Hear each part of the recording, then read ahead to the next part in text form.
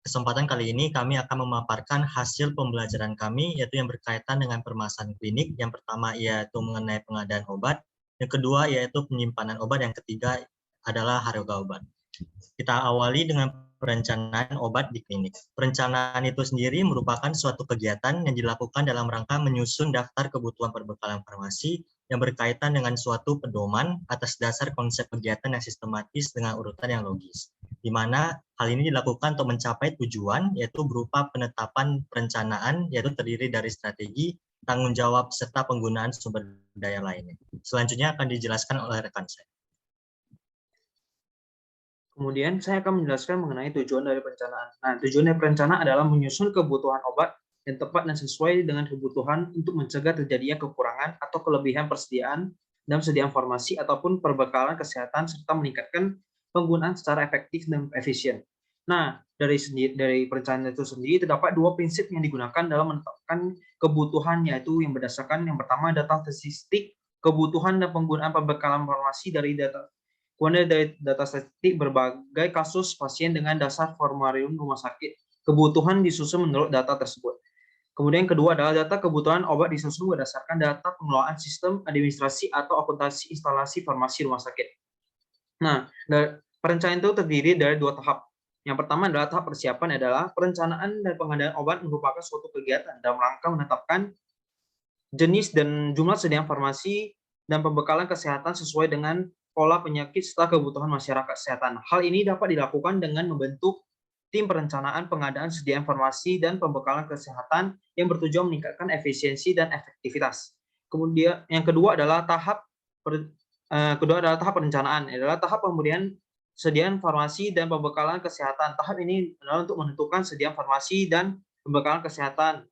Ini diperlukan sesuai dengan kebutuhan. Yang kedua adalah tahap perhitungan kebutuhan.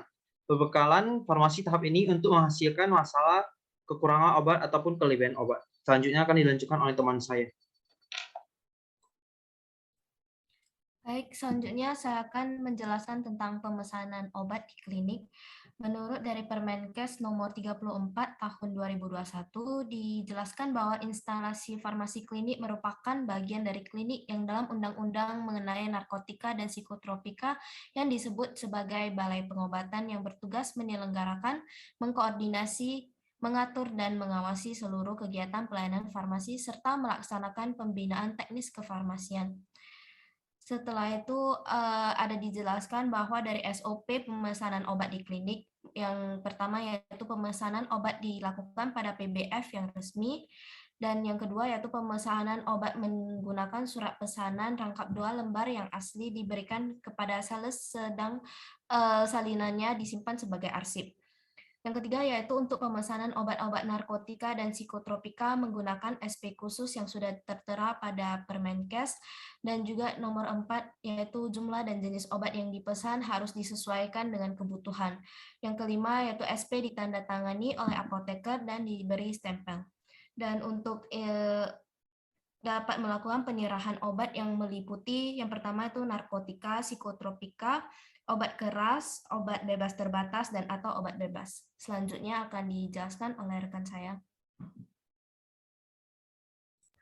Baik, selanjutnya saya akan menjelaskan mengenai penerimaan obat di klinik.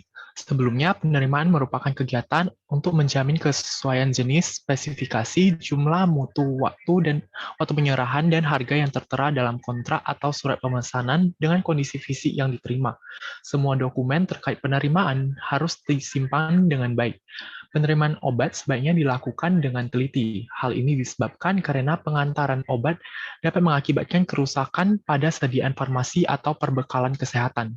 Adapun standar operasional prosedur dalam penerimaan obat adalah yang pertama, memeriksa keabsahan faktur yang meliputi nama dan alamat PBF, serta tanda tangan penanggung jawab dan stempel PBF. Yang kedua, mencocokkan faktur dengan obat yang datang yang meliputi jenis dan jumlah serta nomor batch sediaan. Yang ketiga, memeriksa kondisi fisik obat meliputi kondisi wadah dan sediaan, serta tanggal kadaluarsa.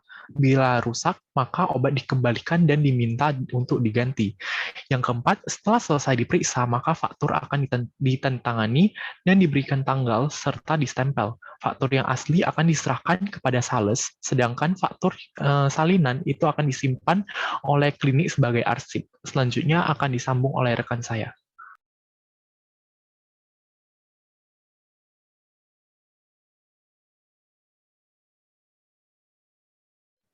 Baiklah, saya akan menjelaskan tentang penyimpanan obat di klinik.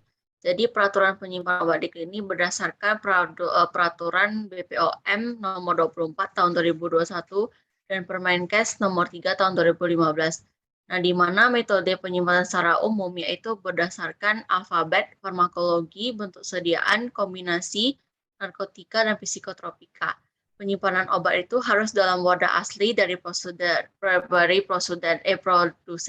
kecuali untuk pelayanan resep, kondisi yang terpisah dari produk lain dan terlindung dari dampak yang tidak diinginkan akibat paparan cahaya matahari, suhu, kelembapan, atau faktor eksternal lain. Jadi ada dua sistem, yaitu look alike, sound alike. Nah, tidak ditempatkan berdekatan dan harus diberi penandaan khusus untuk mencegah terjadinya kesalahan pengambilan obat. Yang kedua yaitu first expired, first out atau FIFO, atau first in, first out. Jadi obat yang akan expired duluan atau kadaluarsanya yang sudah dekat harus diberikan kepada pasien terlebih dahulu, atau dapat menerapkan FIFO di mana obat yang masuk duluan ke dalam stok, maka itu obat yang diberikan kepada pasien. Kemudian penyimpanan obat dan bahan obat itu harus dilengkapi dengan kartu stok. Kemudian ada 3 macam produk-produk yang harus diperhatikan, yaitu cold chain product, itu berupa vaksin. Nah, jadi penyimpanannya itu minimal dengan chiller dengan persyaratan suhu 2-8 derajat Celcius. Dan freezer untuk produk dengan persyaratan suhu minus 25 sampai minus 15 derajat Celcius. Kemudian pemantauan suhunya minimal 2 kali sehari pada sore dan pada malam hari. Produk yang dilengkapi vaksin field monitor dicek secara berkala. Kemudian obat emergensi yaitu monitoring secara berkala terhadap kelengkapan kondisi kadaluarsa obat. Kemudian dilengkapi dengan kunci pengaman disposable yang menjamin keutuhan dan keamanan obat. Ditetapkan jumlah, jenis, dan penempatan obat emergensi dengan melibatkan apoteker. Kemudian obat berupa narkotik dan psikotropik. Jadi tempat penyimpanannya itu dapat berupa gudang, ruangan, atau lemari yang khusus. Terus tempat penyimpanan narkotika dilarang untuk menyimpan barang lain selain narkotika. Begitu pula dengan psikotropika dan prekursor farmasi. Kemudian obat yang berupa elektrolit konsentrasi tinggi tidak disimpan di unit perawatan kecuali untuk kebutuhan klinis yang penting. Penyimpanan obat yang rusak atau kadaluarsa harus terpisah dari obat yang masih layak digunakan. Kemudian melakukan investigasi adanya selisih stok dengan fisik saat stok opname dan mendokumentasikan hasil investigasi dalam bentuk berita acara hasil investigasi. Selanjutnya akan dijelaskan oleh teman saya.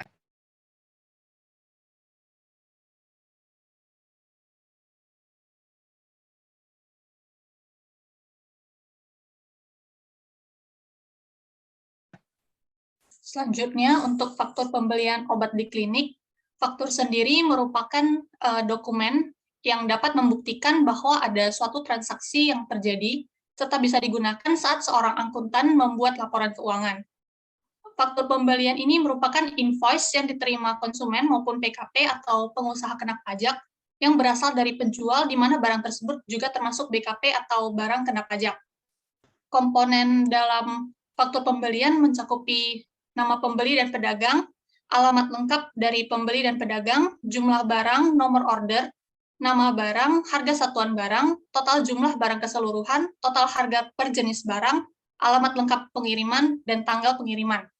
Manfaat dari faktur pembelian ini yaitu faktur pembelian akan menjadi dokumen yang dapat menunjukkan persediaan barang sesudah pembelian dilakukan.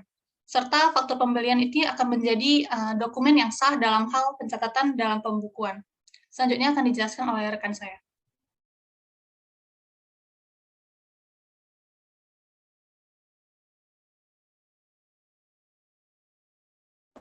Selanjutnya, harga neto apotik atau HNA. Harga neto apotik adalah harga jual termasuk dengan pajak pertambahan nilai atau PPN dari PBF atau pedagang besar farmasi kepada apotek, toko obat, instalasi farmasi rumah sakit, ataupun klinik. Selanjutnya akan dilanjutkan oleh teman saya.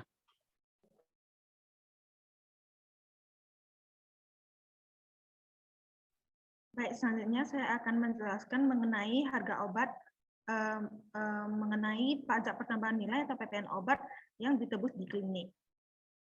Sebelumnya, PPN adalah pungutan yang dibebankan atas transaksi jual beli barang dan jasa yang dilakukan oleh wajib pajak pribadi atau wajib pajak badan yang telah menjadi pengusaha kena pajak atau PKP.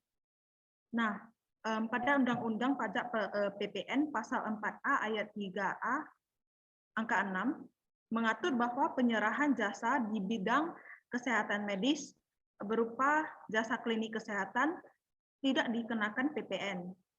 Namun, pada Pasal 4 ayat 1 huruf A dan Pasal 4A ayat 2 dari Undang-Undang PPN mengatur bahwa obat yang ternyata merupakan barang kena pajak. Dari hal tersebut muncul perdebatan apakah obat yang ditebus melalui klinik dikenakan pajak atau tidak. Oleh karena itu, melalui surat edaran Dirjen Pajak nomor SE 06 PJ 52 tahun 2000 mengenai PPN atas penggantian obat ditetapkan bahwa penyerahan obat di unit instalasi farmasi dibedakan dengan apotek. Adapun instalasi farmasi adalah tempat untuk mengadakan dan menyimpan obat-obatan, alat-alat kesehatan, serta bahan kimia. Instalasi farmasi pada prakteknya memberikan obat kepada pasien rawat inap, pasien rawat jalan, dan pasien gawat darurat. Kembali lagi pada aturan PPN yang menerangkan bahwa jasa pelayanan kesehatan tidak dikenakan PPN, sehingga obat-obatan yang dikonsumsi selama menjalani rawat inap atau gawat darurat tidak dikenakan PPN, karena hal tersebut adalah bagian dari pelayanan kesehatan medis. Namun, jika instalasi farmasi rumah sakit menyediakan obat-obatan bagi pasien yang menjalani rawat jalan, maka penyerahan obat-obatan tersebut harus dipungut PPN, dan rumah sakit tersebut juga harus dikukuhkan sebagai PKP. Hal tersebut berlaku juga bagi apotek di rumah sakit atau klinik yang menyerahkan obat-obatan bagi pasien rawat jalan wajib memungut PPN. Dengan demikian kesimpulannya adalah obat yang ditebus melalui klinik jika ditebus oleh pasien rawat jalan maka dikenakan PPN, sedangkan jika pasien menjalani pengobatan saat rawat inap maka tidak dikenakan PPN. Selanjutnya akan dilanjutkan oleh teman saya.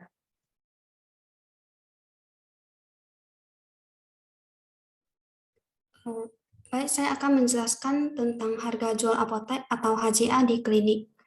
Jadi HJA adalah harga jual obat yang akan ditawarkan dari apotek kepada konsumen.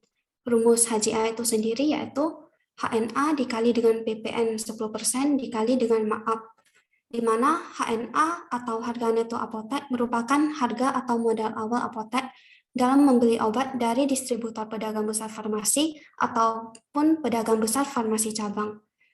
Lalu PPN 10% adalah pajak pertambahan nilai yang dikenakan untuk setiap pertambahan nilai dari proses transaksi dari produsen sampai ke konsumen.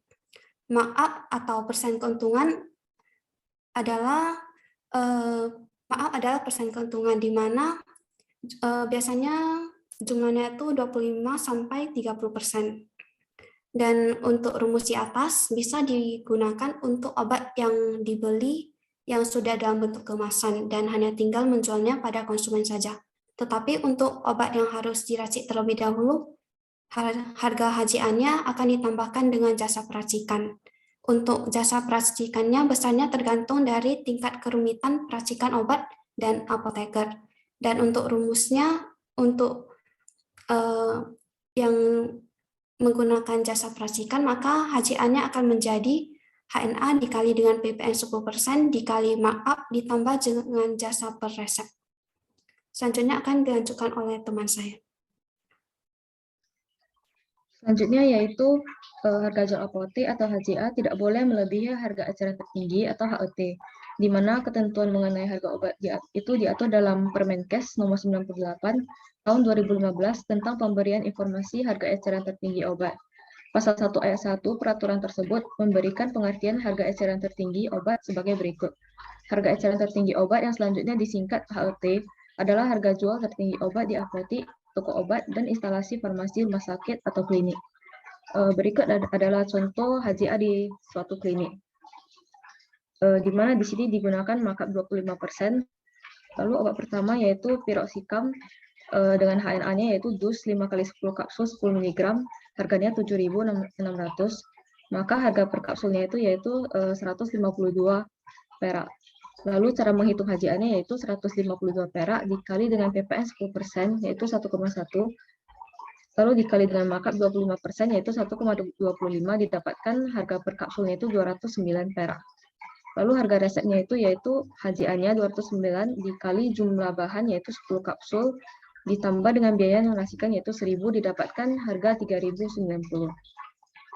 Lalu yang kedua vitamin B kompleks di mana harganya 58.630 per 100 tablet, maka per tabletnya itu 587. Maka HJA-nya 887 dikali 1,1 dikali 1,25 didapatkan 807,125 per tablet. Maka harga resepnya yaitu 9.071,25. Begitu juga dengan kapropil. Lalu maka harga totalnya yaitu harga total semua resep yaitu 3.090 ditambah 9.071,25 ditambah 1.880 didapatkan 14.041,25 dan dibulatkan menjadi 14.100. Sekian hasil diskusi dari kelompok kami. Terima kasih.